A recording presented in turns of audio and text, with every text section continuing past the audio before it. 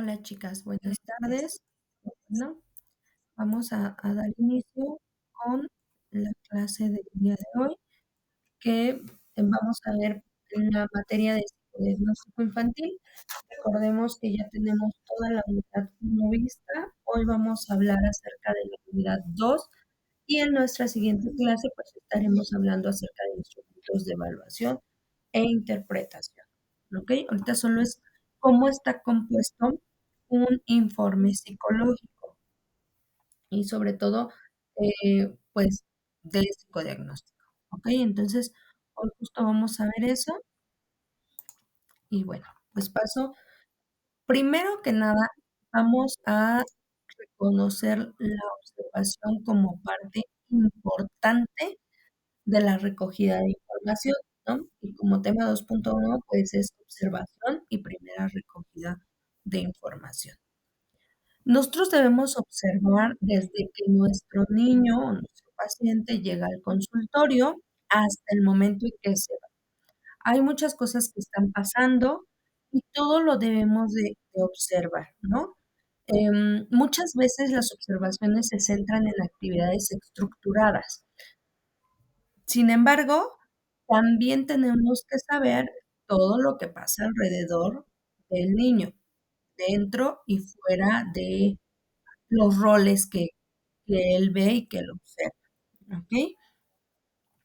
Existen una gran variedad de métodos para registrar y documentar, entonces hay diferentes herramientas, técnicas, pero sobre todo tenemos que anotar y observar lo que sí hay, ¿no? No lo que falta, no lo que no vemos, sino lo que se está viendo en esos momentos. Entonces siempre hay que enfocarnos en tener una observación realmente enfocada en lo que está pasando, ¿ok? Además, tenemos que recopilar y registrar esos datos. Podemos tener registros continuas, algunas muestras de tiempo, ¿no? Ah, el niño hizo esto en tanto tiempo. Ujú. Inclusive si la persona no lo permite y los papás tomar fotos, grabar videos o grabaciones de audio, se puede hacer, siempre y cuando esté permitido por los papás. Recordemos que estamos trabajando con niños, entonces hay que pedir como el permiso para hacer esta levantada de información, que es la observación. ¿Ok? Entonces es muy, muy importante que hagan eso. ¿Qué es importante para recopilar su observación mediante la documentación?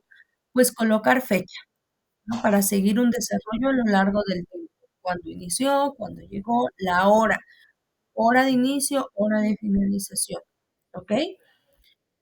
El entorno, en dónde están ubicados, en un área de juego, en el exterior, en un consultorio. ¿Cuál es el propósito de observar? Si es la primera entrevista, si es cuando llegan a pedir informes, todo. Vamos a registrar solo los hechos, un poco de lo que les hablaba en un inicio. Vamos a escribir exactamente lo que vemos y escuchamos. Y vamos a tratar de ser los más concretos posibles, ¿ok? Por concreto me refiero a colocar exactamente lo que sí está pasando. Vamos a registrar los hechos o lo que vamos observando en el orden que van ocurriendo. Vamos a tratar también de ser descriptivas y proporcionar detalles vívidos, creando una imagen visual para que otros, mediante lo que lean, puedan ver, ¿no? Entre comillas hablando, lo que está sucediendo. Y por último, tratar de ser muy específicos y evitar términos vagos o generales. Esto es muy útil cuando se vuelven a revisar los datos. Entonces, vamos a tratar de seguir estas reglas, además de evitar prejuicios, ¿no? Por prejuicio me refiero a estar a favor o en contra de una cosa, de alguna persona o de alguien, ¿ok? Entonces, nosotros nos vamos a quitar los prejuicios, solamente estamos observando las conductas que están pasando, haciendo nuestras anotaciones, o grabando un poco en nuestra memoria para después poderlo pasar a nuestro reporte, ¿ok? Es muy importante evitar etiquetar, hacer suposiciones, comparar, agregar nuestras opiniones, o sacar conclusiones que están pasando, ¿no? Por ejemplo, el niño es malo, esa es una etiqueta. O el niño es muy buen niño, no, esa es una etiqueta, es lo que estamos viendo. Las conclusiones pueden ser, por ejemplo, el niño no puede hacer nada solo porque es el más joven de una familia numerosa. Estamos sacando una conclusión de algo que no sabemos, ¿no? O hacer suposiciones. La niña nunca comparte porque su hermana siempre golpea a los niños y entonces por eso es que no comparte. Estamos suponiendo que es por eso, pero no está pasando eso. O agregar nuestras opiniones. Al niño, a la niña o a fulanito le gusta mucho disfrazarse porque está en el área de juego de roles todos los días. Pues no, o sea, puede estar ahí, pero nuestra opinión es esa. Sin embargo, la conducta es que él está en el área de juego de roles todos los días, pero no podemos agregar o opinar. Recordemos, muy importante es esto. Entonces, es como parte importante de la primera recogida de información y la observación. O sea, si nosotros seguimos estas reglas, aún así podemos caer en algunos errores que se cometen, claro que sí.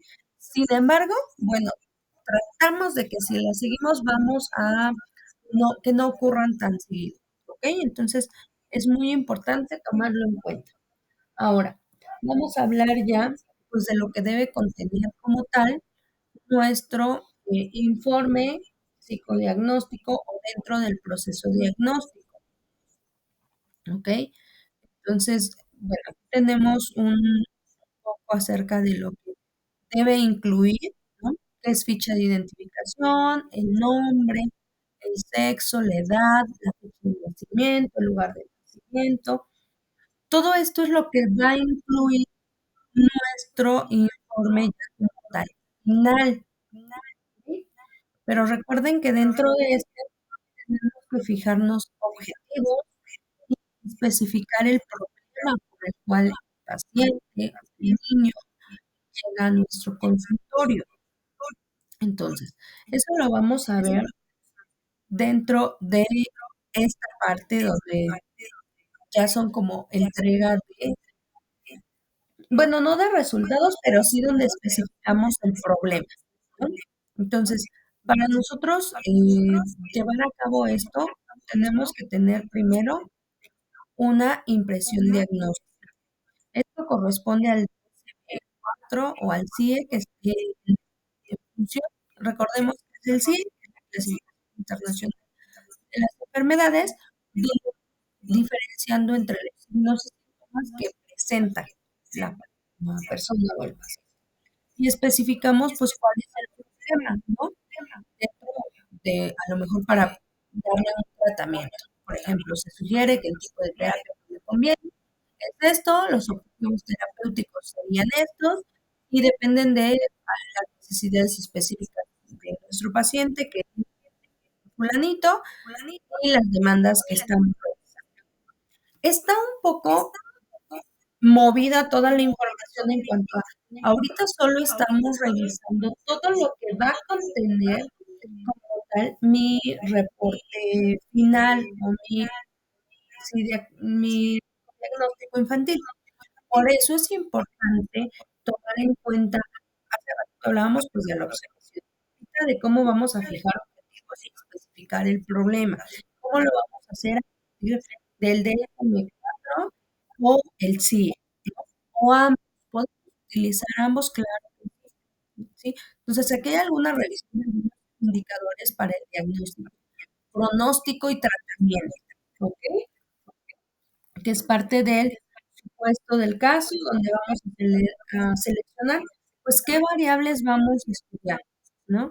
Aquí, por ejemplo, hablamos de alguna depresión, y entonces hablamos de algunas cosas que se ven en la persona, y así de lo demás, ¿ok?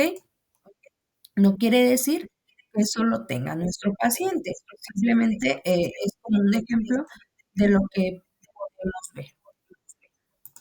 También, pues, me gustaría compartirles, por ejemplo, esta pestaña donde hablamos propiamente ya del psicodiagnóstico infantil y qué es, ¿no? Ya platicamos un poquito de qué era en nuestra unidad anterior, pero aquí me gustaría enfocarme en que qué abarca y cómo lo abarca, ¿no? Abarca aspectos pasados y presentes, que es el diagnóstico, y futuros, que es el pronóstico, ¿no? ¿Dónde está y hacia dónde podemos ir? Es de gran valor, pues se conoce ya la magnitud y gravedad del estado de salud mental del niño y eso nos va a indicar si hay urgencia en algún tipo de intervención a realizar, ¿ok? Y este psicodiagnóstico va a tener como primer objetivo lograr una descripción y comprensión lo más profunda y completa de la personalidad total de nuestro evaluado, ¿ok? Más adelante vamos a hablar de lo que es la entrevista y pues de sus objetivos.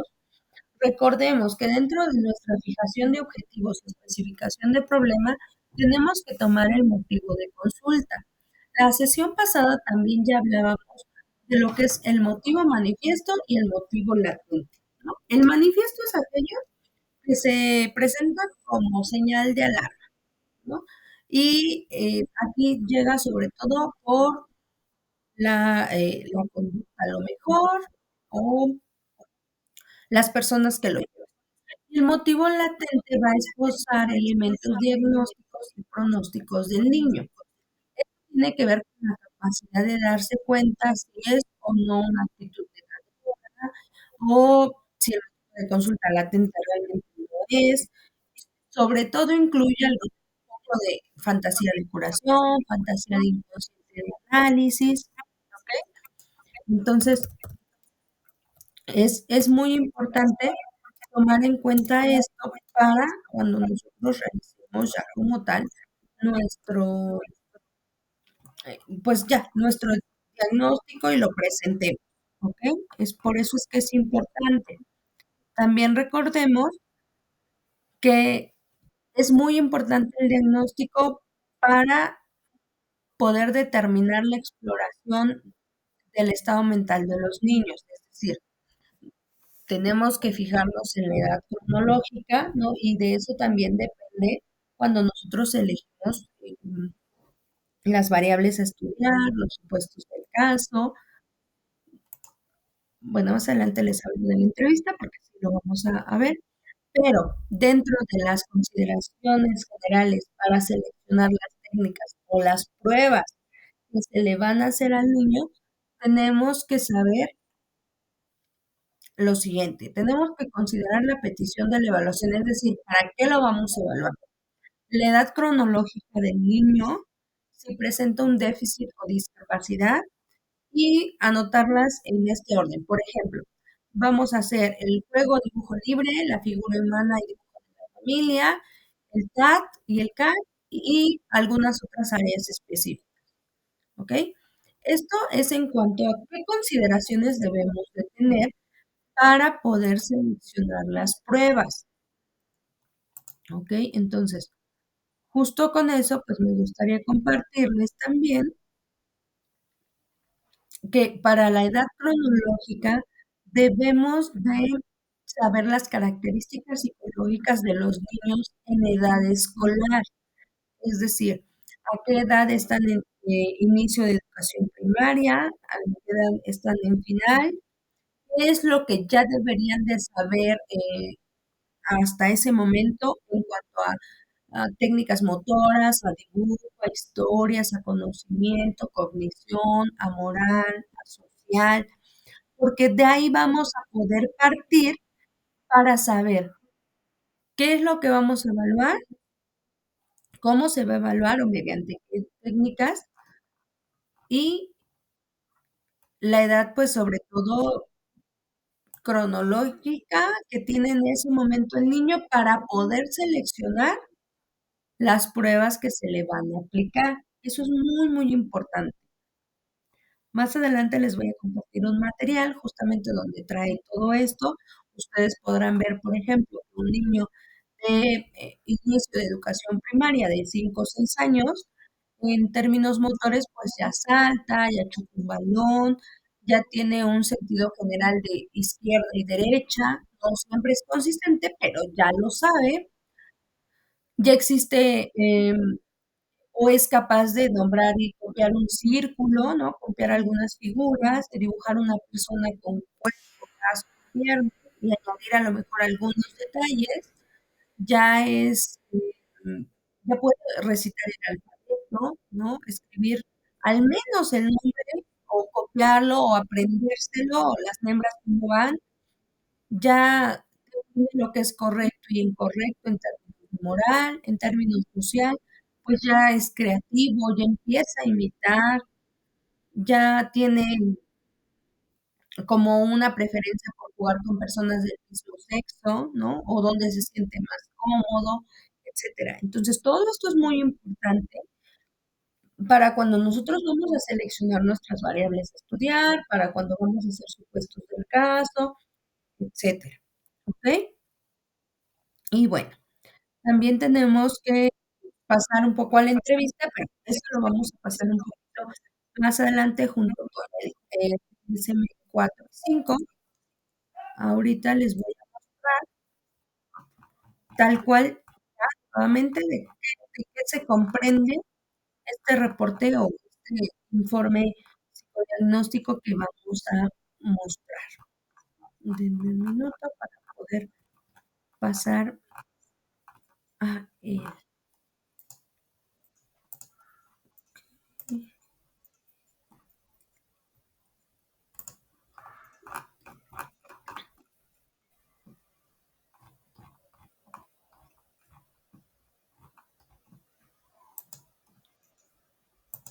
Bien, pues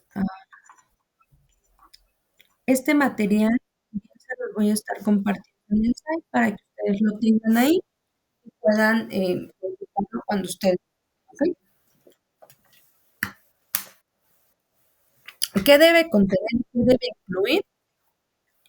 Pues una ficha de identificación, ¿ok? Donde nos va a mostrar el nombre, el sexo, la edad del niño o la persona que estamos evaluando. Recordemos aquí que es bien, bien importante que estamos hablando de psicodiagnóstico infantil, ¿ok? Entonces, aquí sí hay que ser bien explícitos de cómo es que vamos a anotar como todos estos datos, ¿sí? Bueno, antes de pasar a eso, me gustaría compartirles también este cuadrito donde se muestran las escalas y cuestionarios útiles en niños de etapa escolar, ¿ok? Aquí tenemos, por ejemplo, para niños de 11 a 17, y aquí está el cuestionario de cualidades y dificultades. Este área es la que explora y tiene 25 ítems. Puede ser para niños y para papás. Recordemos que cuando hablamos de un psicodiagnóstico infantil, bueno, también se explora un poco parte de los papás, ¿ok? Aquí tenemos otro para niños de 6 a 12 años y se explora parte de los problemas interiorizados, depresión, ansiedad social, quejas, etcétera. Instrumentos específicos de evaluación psicopatológica, pues tenemos aquí trastornos de déficit de atención e hiperactividad. Ahí está el de evaluación del trastorno por déficit de atención con hiperactividad de 6 a 12 años. El de ansiedad, el inventario de miedos escolares, por ejemplo. El de depresión, aquí tiene igual las edades, hay uno para 8 a 11 años y de 8 a 16 años, ¿no? Sobre todo niños que ya tienen 12 años, ya no aplican para el de 11 años y autismo, ¿ok? Aquí también, aquí tenemos otras exploraciones que es parte del juego simbólico o técnicas proyectivas. Recordemos que estas han sido desarrolladas desde la psiquiatría psicoanalítica y nos van a permitir tener información indirecta y no estructurada, ¿ok? Entonces, estas nos van a brindar todo lo que el niño va a expresar de actitudes, creencias, motivaciones, etcétera. Entonces, aquí tenemos un ejemplo, lo que es el dibujo, juego con figuras humanas, petición de los tres deseos o algunas otras preguntas, ¿ok? Entonces, este del DSM-5 y el CIE lo vamos a revisar justo en nuestra otra sesión, que es entrevista y DSM-4, pero bueno, en general aquí tenemos. ¿Cómo es que debe de ir ya nuestro reporte? Ya les decía yo, debe de contener nombre, debe de llevar todo lo que es la ficha de identificación, dirección, lugar de nacimiento, cuándo es que llegó con nosotros, cuándo es que se entrega el informe, ¿ok? Y vamos a colocar cuál es el motivo de consulta. Ya decíamos que tenemos que fijar objetivos y especificar el problema, ¿no? Aquí, por ejemplo, hablamos de una depresión mayor y tiene algunas características de su enfermedad de esta persona, ¿ok? Podemos hablar un poco también acerca de los hábitos o los estilos de vida. Recuerden, sobre todo, que cuando hacemos nuestra descripción del paciente, esta está muy general, pero sí tenemos que colocar cómo es que se ha comportado, si cooperó para hacer las pruebas, cómo habla, si tiene fluidez verbal, cómo es su vocabulario, si, si lo vemos de acuerdo a su nivel académico o cultural, ¿no? Como parte también de la descripción, se tiene que mostrar el familiograma. Este lo vamos a ver a fondo durante la entrevista, que va a ser toda una sesión para hablar de eso y el del DSM-4 y 5, ¿ok? Entonces, es importante hacerlo mediante un familiograma para poder conocer quiénes son los papás, los hermanos, qué funciones juegan, ¿ok? Dentro de déjenles pongo de este lado, lo que son también motivo de consulta, ¿no? Es decir, el cuadro de síntomas que presenta y que nosotros consideramos que requiere atención. Muchas veces el motivo de consulta no necesariamente va a estar relacionado con nuestro diagnóstico. Ojo, o sea, no por lo que llegan, es por lo que nosotros realmente encontramos después de una serie de pruebas. Y es muy importante. Vamos también a dar resultados de las pruebas, ¿no? Si tiene algún daño orgánico cerebral, si tiene alguna personalidad, si es para orientación vocacional. Depende del objetivo con que hayamos evaluado, qué pruebas llevamos a cabo y cuáles fueron los resultados. Eso es muy, muy importante, ¿ok? Y también un pequeño resumen. Este es optativo, pero sí se sugiere que se coloque de al menos un solo párrafo donde escriba la impresión diagnóstica o la decisión que deben de tomar acerca de todos los hallazgos. ¿Ok? Por ejemplo, el informe puede centrarse en las pruebas o en el examinado. Un ejemplo, Juan obtuvo un puntaje normalizado de 3 en vocabulario WISE, ¿no? Porque se le aplicó el WISE. Centrado en el sujeto sería Juan tiene un manejo de vocabulario de un niño de 8 años de edad, ¿ok? Nos vamos a las pruebas o a la edad cronológica. O inclusive se pueden utilizar ambos, no es como que solamente uno, ¿no? Es la ventaja de esto. Este informe debe incluir el problema que se quiere evaluar, ¿no? La finalidad de las pruebas con las que aplicamos y las características de las personas a quien se va a entregar el informe. Aquí hablábamos un poquito hace ratito de la observación, no decir lo que no se presenta, pues dentro del informe también es parte de, y esto es parte de la entrega de resultados y de conclusiones, ¿no? estas son cosas que no se deben, colocar. Por ejemplo, omitir fuentes de información, ¿no?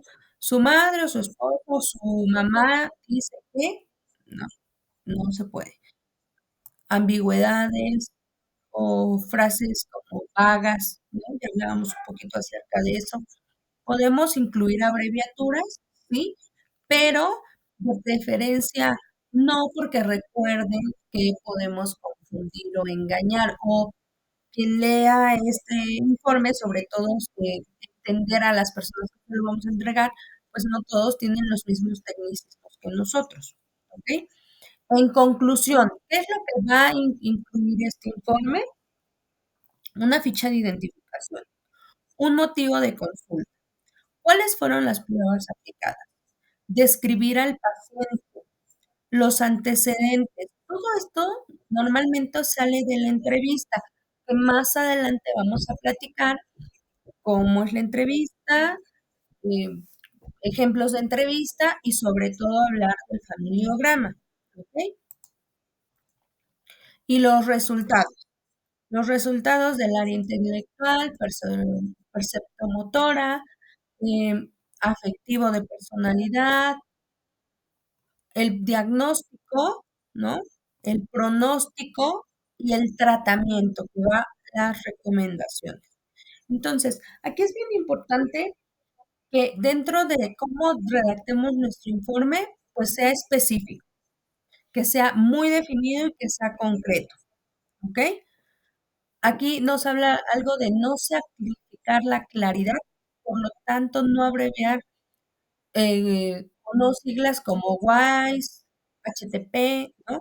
Entonces, podemos decir que en la prueba tal se hizo tal cosa, ¿no? No ser como tan eso.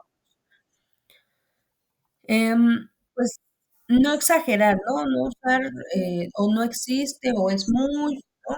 No es ni irnos a nada ni irnos a exagerar como las cosas. Para que nosotros podamos dar una explicación dentro de nuestro informe psicológico, hay que tomar en cuenta estos elementos teóricos, ¿no? La psicodinamia. Esto es que se debe explicar el comportamiento inconsciente tomando en cuenta motivaciones, impulsos, ¿no? Sobre todo aquí lo podemos hacer alguien que tenga un amplio conocimiento de la teoría psicoanalítica de Freud, ¿ok? Sino porque se van a interpretar las pruebas proyectivas basadas sobre este mismo marco teórico. Entonces, cuando nosotros nos permitimos retomar la psicodinamia para entregar un reporte, pues nos va a permitir que esté más completo y profundo y también entender su realidad psíquica, ¿ok? Entonces, mucho ojo cuando lo aplicamos desde este enfoque. La psicogénesis, vamos a hablar del origen de los síntomas del examinado. Es decir, el reporte se va a aterrizar desde que se obtuvo todo lo que se obtuvo de las entrevistas y las pruebas psicológicas para explicar cómo se originaron las conductas actuales. ¿Ok? Entonces, aquí se van a tomar factores genéticos y somáticos y por eso es muy importante la entrevista y cómo estructuramos parte de la entrevista, ¿no? Y no solo parte, sino más bien el familiograma, porque eso tiene mucho que ver al momento de llevar a cabo esta técnica, ¿no? Les voy a mostrar un poco acerca de eso, por ejemplo. De esta manera es como se estructura la dinámica familiar cuando él me dice sus abuelitos, ¿no? O a sus papás les pregunto acerca de los papás o los abuelitos del niño, me tendrán que decir, ah, pues su mamá o su abuelita, y entonces yo pondré en circulito a la abuelita, ¿no? Y aquí, por ejemplo, dentro pondré la fecha de nacimiento, cuando falleció, si están casados, ¿no? Tenemos aquí conexiones, si están divorciados, todo esto es importante, ¿no? Aquí podemos ver. Entonces, por eso es importante saber utilizar este tipo de trazado dentro de la estructura familiar para poder leerlo al momento que nosotros entregamos nuestro informe. Y sobre todo si vamos a utilizar la psicogénesis como marco teórico para nuestro reporte, ¿ok? Parte de las también consecuencias o dentro de nuestro informe psicológico, pues debe contener, perdón, la explicación de qué se debe hacer en el informe y de qué va a pasar en el futuro.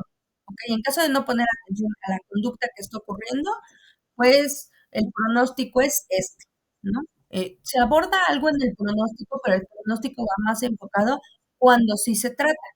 La consecuencia es cuando pues ya supieron que tiene el niño, pero no le van a poner pues atención, vamos a ponerlo así, ¿ok? Entonces, bueno, más adelante vamos a ver justamente parte de la entrevista del DSM-4 y de la evaluación e interpretación de cada una de las técnicas o test o escalas que se le apliquen al niño o a los niños que vayan con nosotros, ¿ok? Entonces, aquí les voy a mostrar un poquito parte de lo que son exploraciones en la evaluación psicopatológica, ¿no?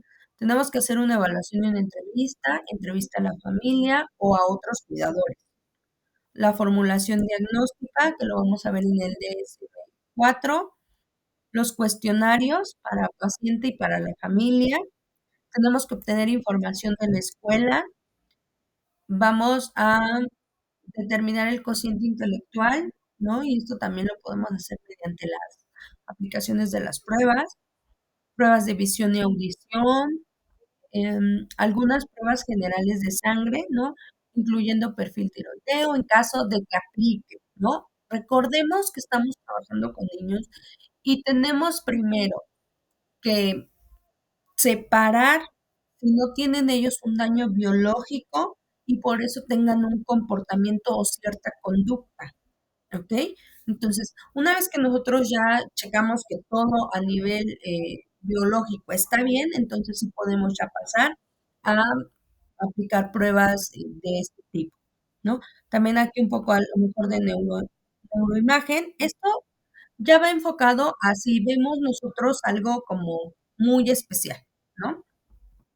Entonces, aquí tenemos, por ejemplo, algunos test de evaluación para el desarrollo de cociente intelectual porque son los test psicométricos los que nos van a permitir ver esto, ¿no? Ya en una tablita yo ya les expliqué algunos, que fue la que les enseñé hace ratito, ¿no? Desde inteligencia, el WISE, ¿no? Y tenemos la edad. Entonces, les pido por favor que analicen bien a profundidad estos materiales. Estos materiales nos van a servir justamente para identificar qué escalas puedo aplicar, en qué momento, para qué. En otra clase les explicaré cómo se hace la interpretación. Ahorita solo estamos viendo. Recuerden que empezamos viendo parte de la observación y cómo recogemos la información, ¿no? Cómo lo podemos documentar, que es muy importante, y algunos tips para lo que no nos pase cometer algunos errores. Fijar objetivos y especificar el problema, sobre todo dentro del tratamiento, ¿no? Ya hablábamos que hay que especificar, hay que realmente ver cuál es el motivo latente, si es un motivo manifiesto, por qué es por lo que llegan y cuál es el diagnóstico real que estamos dando. Supuestos del caso es parte, perdón, de eso de vamos haciendo nuestro diagnóstico y suponemos, por ese supuesto, que vamos a indagar por este lado, pero ya cuando vamos conociendo la historia del paciente y a través de la entrevista nos vamos dando cuenta que tenemos que integrar algunas escalas para conocer a lo mejor el funcionamiento general, para conocer la inteligencia, algún trastorno de aprendizaje, etcétera. Y justo ahí llegamos a la selección y aplicación de técnicas o de pruebas. ¿Qué técnicas me van a funcionar a mí, sea proyectivas o sean de algún test o sea una escala para poder obtener información y a partir de ahí ir dando un diagnóstico? Y ya vamos a ir elaborando nuestros resultados, que ya les mostré cómo es que deben demostrarse, ¿no? La ficha de identificación, el motivo de consulta, a ver, ahorita les digo más.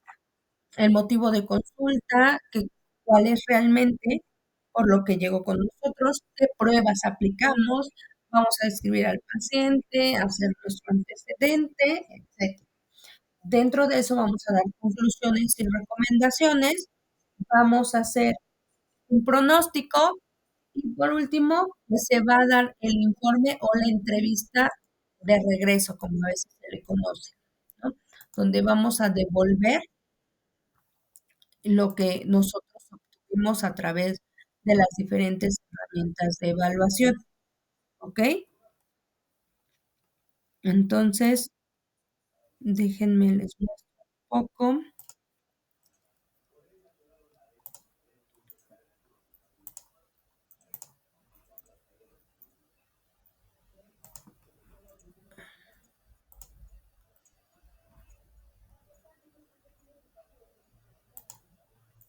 Bueno, creo que aquí sí ven la pestaña. Yo espero que sí. Y si no, ustedes me dicen. Y bueno, de todas formas, les voy a... Ok, voy otra vez porque creo que algo no nos deja. Un minuto. Ok,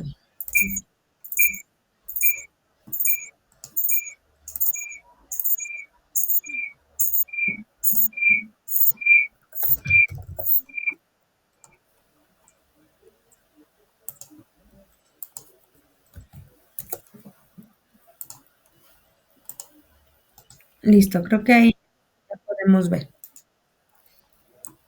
¿no? Hablamos un poquito ya de lo que es el psicodiagnóstico, ¿no? Que nos va a permitir comprender cuáles son esos objetivos específicos, cuál es la importancia de un psicodiagnóstico, ¿no? Sobre todo contribuir al desarrollo de estrategias de intervención eficaces, es decir, personalizadas, ¿no? Y así, mediante eso, vamos a poder cumplir los objetivos generales y particulares que tengamos con la persona, ¿ok? Entonces, hasta aquí creo que ya hablamos. Recordemos que las etapas del proceso van a llevar inmersas diferentes actividades, ¿no? Dentro de la evaluación inicial va a entrar la observación, ¿no? Y quizá la entrevista, pero recordemos que la entrevista la vamos a ver un poco más adelante. La recopilación de datos no solo se viene de la observación, sino también a través de las pruebas estandarizadas, de entrevistas, claro que sí, y de algunos análisis de informes previos, si es que los hay, ¿ok? Entonces, dentro de las pruebas psicológicas, recuerden que para medir la inteligencia, la personalidad y trastornos mentales tenemos el MMPI, el WISE. Estos nos proporcionan pues resultados cuantitativos, ¿no? Respecto a algunas normas. Entonces, por eso es muy importante elegir la prueba más adecuada basada en el contexto y las necesidades del paciente. Entrevista clínica la vamos a trabajar en nuestra siguiente clase y dentro de la interpretación de datos, pues recuerden que esto nos va a dar una estadística descriptiva, es decir, a partir de algo descriptivo, resumir los datos, ¿no? Hacer también una relación entre nuestras variables que estamos viendo y por último, poder formular nuestro diagnóstico, ¿no? Esto implica la integración de criterios diagnósticos y la clasificación adecuada de trastornos, ¿ok? Este proceso es fundamental para la intervención terapéutica. Por eso es que en nuestra siguiente clase vamos a ver el DSM-4 y el CIE-10, ¿no? Porque es en donde nos vamos a basar en los criterios diagnósticos, ¿sí? Recuerden que los criterios van a incluir síntomas, duración, la funcionalidad, si es fundamental considerar el contexto cultural, entre otras cosas, ¿ok? Y mediante esto vamos a poder clasificar los trastornos, si es que existieran, y poderlo plasmar dentro de nuestro informe psicodiagnóstico, ¿ok? Entonces, aquí ya tenemos parte de la estructura del informe y que yo pues ya les había comentado, ¿no? Datos del paciente, motivos de evaluación, los resultados de las pruebas, la interpretación, conclusiones y anexos, ¿ok? Dentro de la comunicación de resultados tenemos que tomar en cuenta la importancia de la claridad con los que los damos, ¿ok? Y adaptar, esto ya les hablaba un poquito, adaptar nuestro informe a las personas que lo vamos a entregar, ¿ok? Si va a ser para un equipo clínico, pues podemos dejar todas las abreviaciones, usar tecnicismos, pero si va al paciente, pues tenemos que adaptar nuestro lenguaje, ¿ok? Tenemos que tener un espacio en el que dejemos para poder resolver preguntas que tenga el paciente, ¿no?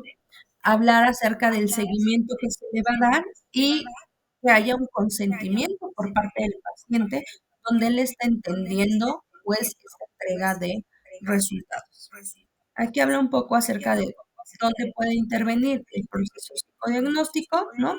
Donde vamos a diseñar pues tratamientos personalizados basados en nuestro diagnóstico. Un diagnóstico nos va a llevar a un tratamiento personalizado. No es que ese tratamiento lo podamos usar y replicar con muchos, justamente por la parte personalizada donde tiene algunas características en particular que va a definir a este paciente, ¿ok?